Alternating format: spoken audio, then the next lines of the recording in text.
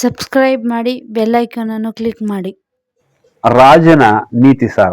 ಮಹಾರಾಜನು ತನ್ನ ಭೃತ್ಯರ ಶೀಲದ ವಿಷಯದಲ್ಲಿ ತುಂಬಾ ಕಟುವಾಗಿರಬೇಕಾಗುತ್ತದೆ. ಯಾರಲ್ಲಿ ಲೋಪವು ಕಾಣಿಸಿದರೂ ಕೂಡಲೇ ತೊಲಗಿಸಬೇಕು. ಕೆಲಸದಲ್ಲಿ ನಿರ್ಲಕ್ಷ್ಯವನ್ನು ತೋರಿಸಿದರೂ ಅವರನ್ನು ಕಠಿಣವಾಗಿ ಶಿಕ್ಷಿಸಬೇಕು. ಸದಾ ಒಳ್ಳೆಯವರೊಂದಿಗೆ ಇರಬೇಕು. ವಿವಾದ ಮೈತ್ರಿಯೂ ಸಹ ಅವರೊಂದಿಗೆ ಮಾಡಬೇಕು. ಒಳ್ಳೆಯವರೊಂದಿಗೆ ಸೇರಿ ಅರಣ್ಯದಲ್ಲಾದರೂ ಸುಖವಾಗಿರಬಹುದಾಗಲಿ, ಕೆಟ್ಟವರೊಂದಿಗೆ ಕೂಡಿದರೆ ರಾಜ್ಯ ಭೋಗವನ್ನು ಹೊಂದಿದರೂ ಸುಖವಾಗಿರಲಾರೆವು. ಅದನ್ನು ಅಂಗೀಕರಿಸಲೇಬಾರದು.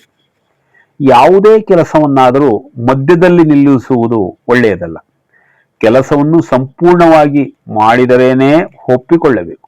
ಏಕೆಂದರೆ ನಾವು ಆ ಕೆಲಸವನ್ನು ಮಾಡುವವರೆಗೆ ಎಲ್ಲಾ ಕ್ರಮಗಳು ಆ ಕೆಲಸದ ಮೇಲೆಯೇ ಕೇಂದ್ರೀಕೃತವಾಗಿರಬೇಕು.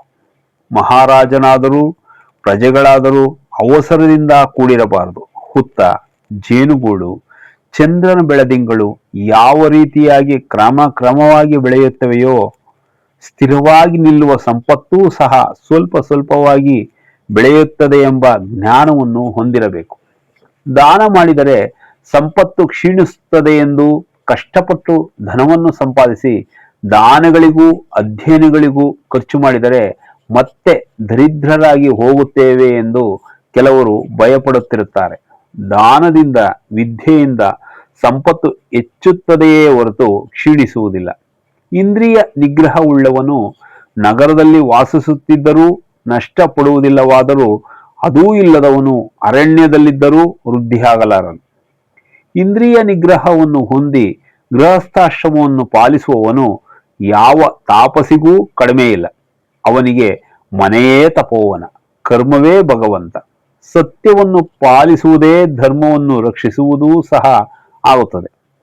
ಅಭ್ಯಾಸವು ವಿದ್ಯೆಯನ್ನು, ಶೀಲವು ವ್ಯಕ್ತಿಯ ವಂಶವನ್ನು ರಕ್ಷಿಸುತ್ತದೆ. ಬಂಧುಗಳಿಂದಲೋ ಆತ್ಮೀಯರಿಂದಲೋ ಹಣವನ್ನು ಭಿಕ್ಷೆ ಬೇಡಿ ಜೀವಿಸುವುದಕ್ಕಿಂತಲೂ ಬಾವಿಯಲ್ಲಿ ಬಿದ್ದಾಗಲಿ ಹಾವುಗಳಿಂದ ಕಚ್ಚಿಸಿಕೊಂಡಾಗಲಿ ಸಾಯುವುದು ಲೇಸು. ಅದಕ್ಕೆ ಧೈರ್ಯವಿಲ್ಲದಿದ್ದರೆ ಅರಣ್ಯದಲ್ಲಿ ವಾಸಿಸುವುದು ಉತ್ತಮ. ಸಂಪತ್ತುಗಳು ದಾನದಿಂದಲೋ ಭೋಗದಿಂದಲೋ ನಶಿಸುವುದಿಲ್ಲ, ಪೂರ್ವ ಜನ್ಮ ಪಾಪದಿಂದ ನಶಿಸುತ್ತವೆ. ಆರ್ಜಿತ ಪುಣ್ಯದಿಂದ ಸಂಪತ್ತು ವೃದ್ಧಿಯಾಗುತ್ತದೆ. ಬ್ರಾಹ್ಮಣನಿಗೆ ವಿದ್ಯೆ, ಪೃಥ್ವಿಗೆ ಮಹಾರಾಜ, ಆಕಾಶಕ್ಕೆ ಚಂದ್ರ, ಸಮಸ್ತ ಚರಾಚರಗಳಿಗೂ ಶೀಲವೇ ಆಭರಣಗಳಾಗಿರುತ್ತವೆ.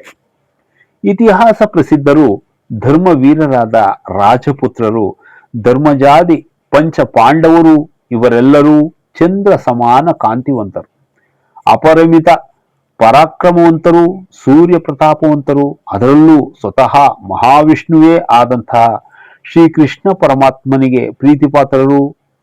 ಆದರೂ ಅಂತಹವರು ಸಹ ಭಿಕ್ಷಾಟನೆಯನ್ನು ಮಾಡಿದರಾದರೂ ಧರ್ಮವನ್ನು ತಪ್ಪಲಿಲ್ಲ, ಕರ್ಮವನ್ನು ಬಿಡಲಿಲ್ಲ.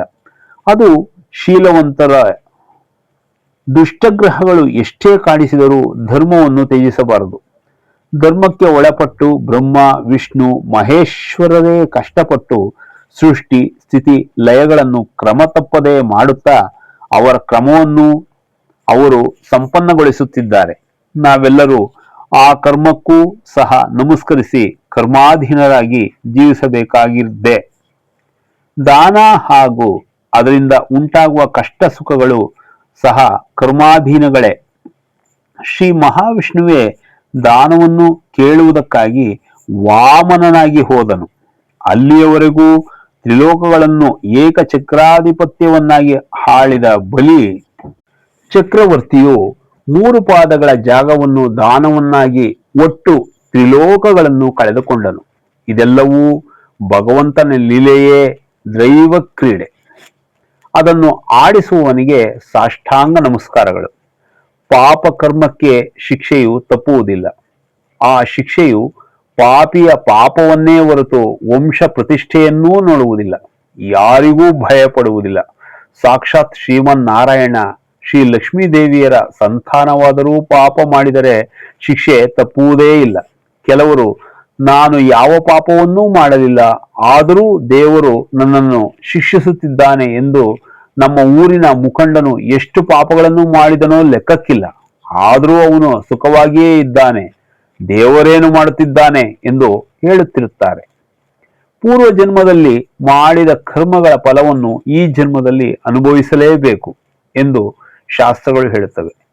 ತ್ರಿಕೂಟ ಪರ್ವತವೇ ಕೋಟೆಯಾಗಿದ್ದು, ಸಮುದ್ರವೇ ಆವರಿಸಿದ್ದು, ರಾಕ್ಷಸಗಣಗಳಿಂದ ರಕ್ಷಿತನಾಗಿದ್ದು, ಅಪಾರ ಬಲ ಪರಾಕ್ರಮ ಸಂಪನ್ನನಾಗಿ ಸ್ವತಃ ವಿಶುದ್ಧಾಚರಣ ಕೋಟಿ ಲಿಂಗಾರ್ಚನ ಸಮೋಪೇತನಾಗಿ ಅದ್ಭುತ ತಪಶಕ್ತಿ ಸಂಪನ್ನನಾದ ರಾವಣಾಸುರನೇ ಕಾಲು ಒದಗಿ ಬರದೇ ಇರುವುದರಿಂದ ನಾಶವಾಗಿ ಹೋದನು. ಇನ್ನು ಸಾಮಾನ್ಯರ ವಿಷಯವನ್ನು ಹೇಳುವುದೆಂತು? ಯಾವ ಕ್ಷಣದಲ್ಲಿ ಯಾವ ಸಂದರ್ಭದಲ್ಲಿ ಏನಾಗಬೇಕೋ ಅದು ಹಾಗೆಯೇ ಆಗುತ್ತದೆ, ಬೇರೊಂದು ರೀತಿಯಲ್ಲಿ ನಡೆಯುವುದಿಲ್ಲ. ಭಗವಂತನು ನಮಗೆ ಕೊಡಲಾರದ್ದನ್ನು ಅಪ್ರದತ್ತವೆನ್ನುತ್ತಾರೆ. ನಾವು ನಮ್ಮ ಸಾಮರ್ಥ್ಯದಿಂದ ಅಂತರಿಕ್ಷಕ್ಕಾದರೂ ಹೋಗಬಹುದು, ಭೂಗರ್ಭದೊಳಗಾದರೂ ಪ್ರವೇಶಿಸಬಹುದು, ದಶ ದಿಕ್ಕುಗಳನ್ನು ಹೊಂದಬಹುದು. ಆದರೆ ಅಪ್ರದತ್ತ ವಸ್ತುವನ್ನು ಪಡೆಯಲಾರೆವು. ನಮಗೆ ಲಭಿಸಿದ ವಿದ್ಯೆ, ನಮ್ಮನ್ನು ಸೇರಿದ ಧನವು ಸಹ ಪೂರ್ವಜನ್ಮ ಸುಕೃತ ಪುಣ್ಯಫಲಗಳೇ. ನಾವು ಧರ್ಮವನ್ನು ಮಾಡುತ್ತಿರುವಷ್ಟು ನಮ್ಮನ್ನು ಅನುಸರಿಸುತ್ತಲೇ ಇರುತ್ತವೆ. ಎಲ್ಲಾ ಶುಭ ಲಕ್ಷಣಗಳಿದ್ದು ಬ್ರಹ್ಮಾಂಡವಾದ ಮುಹೂರ್ತದಲ್ಲಿ ವಿವಾಹವು ನಡೆದು ಸೀತೆಯಂತಹ ಪತ್ನಿ, ಭರತ ಲಕ್ಷ್ಮಣ ಶತ್ರುಘ್ನರಂತಹ ತಮ್ಮಂದಿರು ಇದ್ದರೂ ಸಹ ಶ್ರೀರಾಮನು 14 ವರ್ಷಗಳ ಕಾಲ ಸುಖ ಪಡಲಿಲ್ಲ. ಇನ್ನು ಸಾಮಾನ್ಯರ ಗತಿಯೇನು? ಇದು ಪುರಾಕೃತವೆಂದರೆ ಇದರಲ್ಲಿ ಮತ್ತೊಂದು ವಿಶೇಷವೂ ಸಹ ಇದೆ. ತಂದೆಯ ಪಾಪ ಪುಣ್ಯಗಳಲ್ಲಿ ಮಗನಿಗಾಗಲಿ, ಮಗನ ಪಾಪ ಪುಣ್ಯಗಳಲ್ಲಿ ತಂದೆಗಾಗಲಿ ಪಾಲು ಇರುವುದಿಲ್ಲ.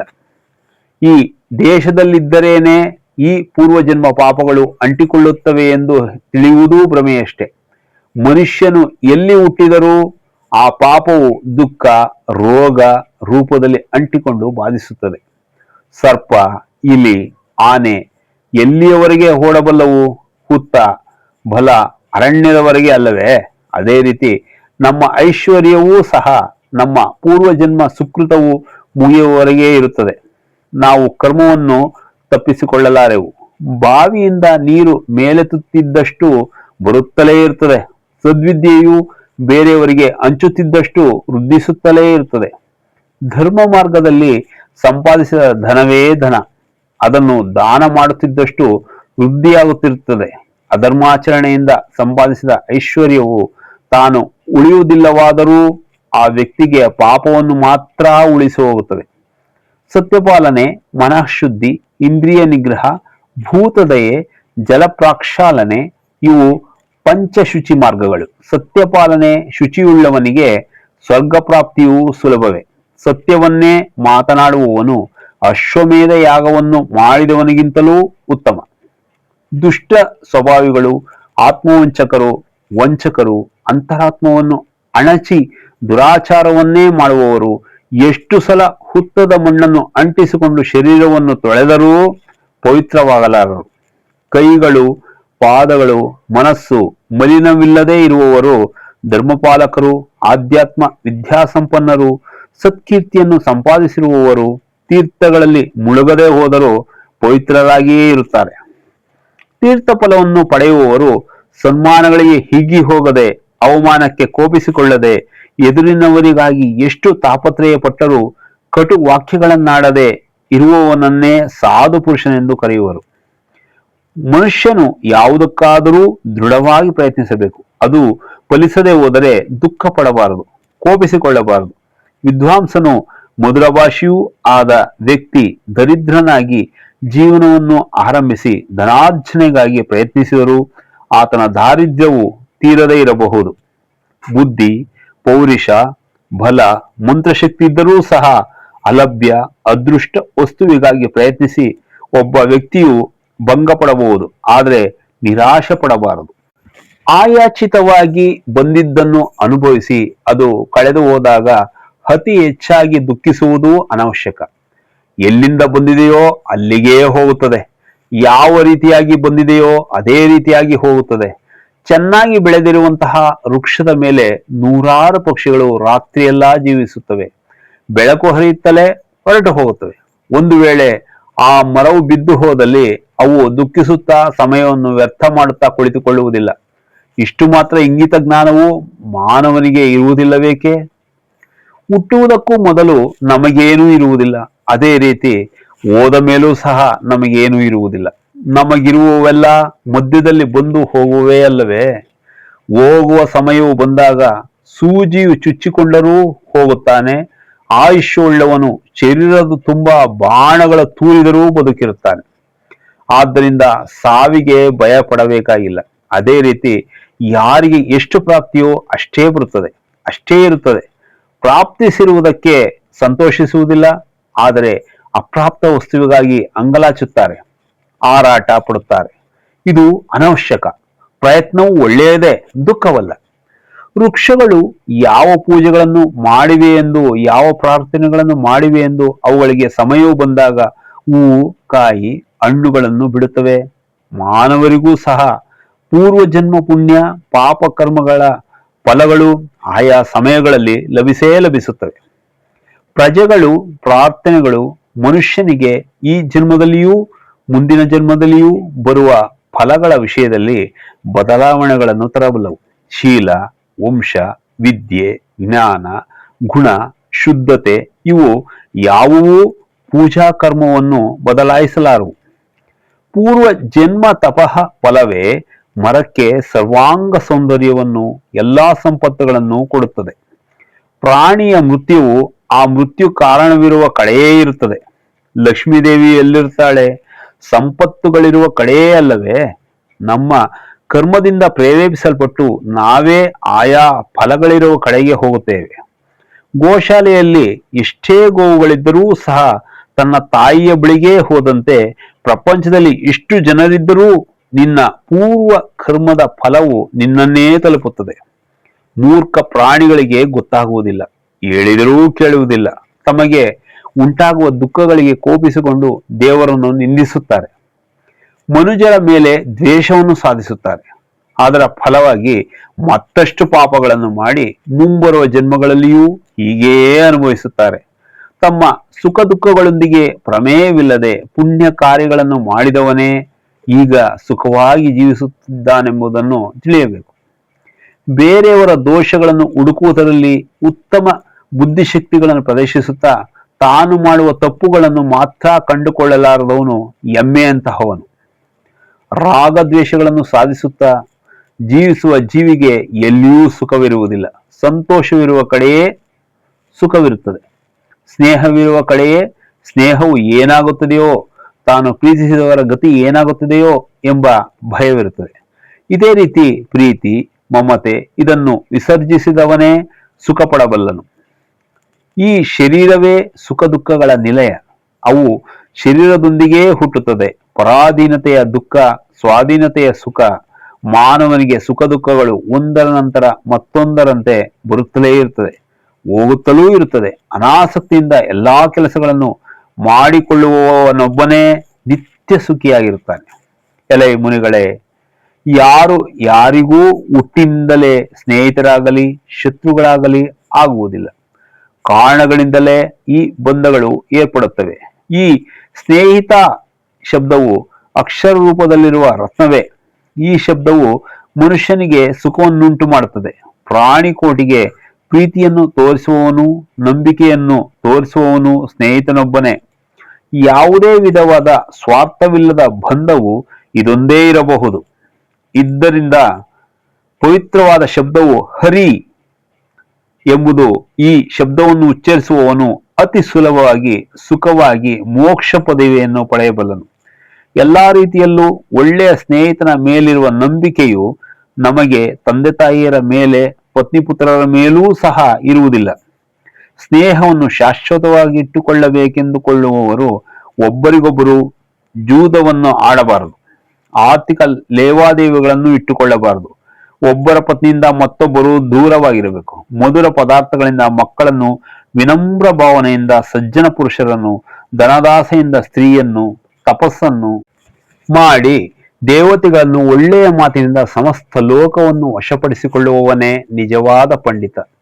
ಕಪಟದಿಂದ ಸ್ನೇಹಿತರನ್ನು, ಪಾಪದ ಹಣದಿಂದ ಧರ್ಮವನ್ನು, ಬೇರೆಯವರನ್ನು ಪೀಡಿಸಿ ಧನವನ್ನು, ಶ್ರಮಿಸದೆ ಸುಖವಾಗಿ ವಿದ್ಯೆಯನ್ನು, ಕಠೋರ ವ್ಯವಹಾರದಿಂದ ಕ್ರೂರವಾಗಿ ಭಯಪಡಿಸಿ ಸ್ತ್ರೀಯರನ್ನು ವಶಪಡಿಸಿಕೊಳ್ಳಬೇಕೆನ್ನುವವರು ವಿವೇಕವಂತರಲ್ಲ. ಇವು ಯಾವುವೂ ಒಳ್ಳೆಯ ಉತ್ತಮ ಕೆಲಸಗಳು ಅಲ್ಲ. ನಂಬಲಾರದಂತಹವನ್ನು ನಂಬಬಾರದು. ಪ್ರಪಂಚದಲ್ಲಿ ಎಲ್ಲರ ನಂಬಿಕೆಯನ್ನೂ ಕಳೆದುಕೊಂಡಿರುವವನು ತನಗೆ ಮಾತ್ರ ನಂಬಿಕಸ್ಥನಾಗಿರಲು ಸಾಧ್ಯವಿಲ್ಲ. ಈ ವಿಷಯದಲ್ಲಿ ಸ್ನೇಹಿತನನ್ನೂ ಸಹ ನಂಬಬಾರದು.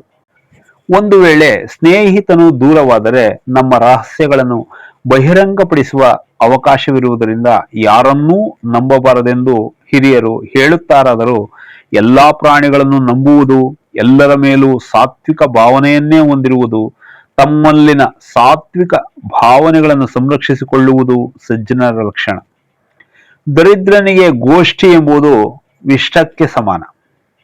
ಅದೇ ರೀತಿ ವೃದ್ಧನಿಗೆ ನವಯುವತಿಯೊಂದಿಗೆ ಸಂಗಮ, ಅಲ್ಪಜ್ಞಾನದಿಂದ ತ್ಯಜಿಸಿದ ಶಿಕ್ಷಣ, ಅಜೀರ್ಣವಾಗಿದ್ದಾಗ ಮಾಡುವ ಮೃಷ್ಟಾನ್ನ ಭೋಜನ ಇವೆಲ್ಲವೂ ವಿಷಕ್ಕೆ ಸಮಾನವೇ.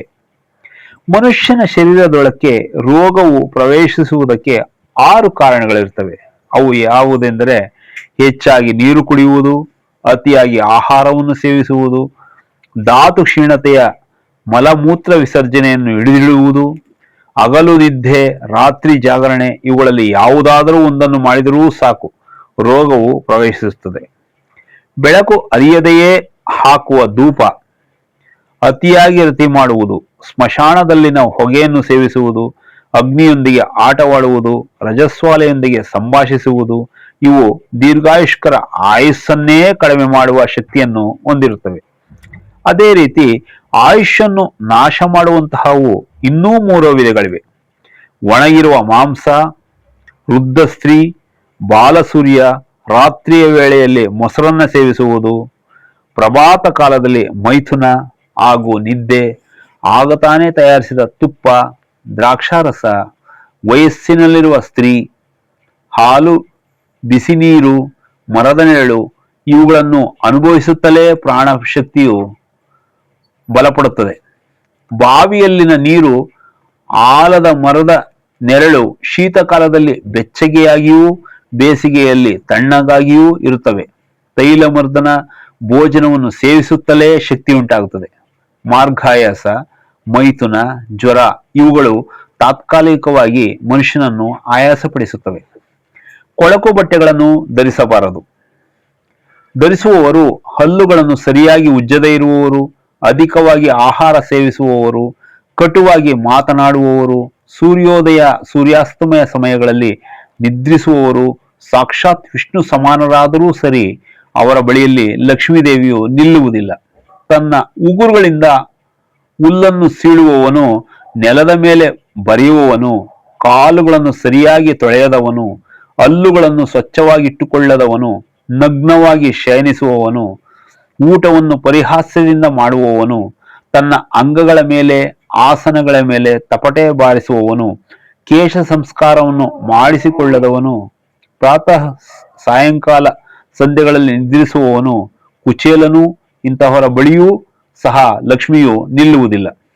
ತಲೆಗೆ ಎಣ್ಣೆ ಹಚ್ಚಿ ಸ್ನಾನ ಮಾಡುವುದು, ಪಾದಗಳನ್ನು ಚೆನ್ನಾಗಿ ತೊಳೆದುಕೊಳ್ಳುವುದು, ವೇಷೆಯನ್ನು ಸಂಪೂರ್ಣವಾಗಿ ವರ್ಜಿಸುವುದು, ಶರೀರವೆಲ್ಲ ಶುಭ್ರವಾಗಿಟ್ಟುಕೊಳ್ಳುವುದು, ಅಲ್ಪಾಹಾರವನ್ನು ಸೇವಿಸುವುದು, ನಗ್ನವಾಗಿ ಶಯಿಸದೇ ಇರುವುದು ಈ ಕೆಲಸಗಳನ್ನು ಶ್ರದ್ಧೆಯಿಂದ ಮಾಡುವವನ ಬಳಿಗೆ ಲಕ್ಷ್ಮೀದೇವಿಯು ಬಂದು ಸೇರುತ್ತಾಳೆ. ಬಾಲಸೂರ್ಯನ ತೇಜ, ಉರಿಯುತ್ತಿರುವ ಚಿತೆಯ ಹೊಗೆ, ತನಗಿಂತಲೂ ಹಿರಿಯ ಸ್ತ್ರೀಯ ಸಾಂಗತ್ಯ, ಪೊರಕೆಯಿಂದ ಬರುವ ಧೂಳು ಇವೆಲ್ಲವೂ ಆಯಕ್ಷೀಣಗಳು. ಆನೆ, ಕುದುರೆ, ರಥ, ಗೋವು, ಧಾನ್ಯಗಳಿಂದ ಏಳುವ ಧೂಳು ಶುಭಕರವೇ. ಆದರೂ ಕತ್ತೆ, ಒಂಟೆ, ಕುರಿ, ಮೇಕೆ ನಡೆಯುವಾಗ ಏಳುವ ಧೂಳು ಅಶುಭಕರ. ಮುಖ್ಯವಾಗಿ ಹಸು, ಧಾನ್ಯ, ಪುತ್ರನ ಅಂಗಗಳಿಂದ ಬರುವ ಧೂಳು ಕಲ್ಯಾಣಕಾರಿ, ಮಹಾಪಾತಕ ವಿನಾಶಿನಿ. ಹಾಗೆಯೇ ಬೀಳುವ ಗಾಳಿ, ಉಗುರು, ನೀರು, ಸ್ನಾನ ಮಾಡಿದ ಮೇಲೆ ಒರೆಸಿದ ಬಟ್ಟೆಯಿಂದ ಉದುರಿಸುವ ನೀರು, ತಲೆಗೂದಲಿನಿಂದ ಜಾರುವ ನೀರು, ಪೊರಕೆಯಿಂದ ಬರುವ ಧೂಳು ಇವು ತುಂಬಾ ಕೆಟ್ಟವು.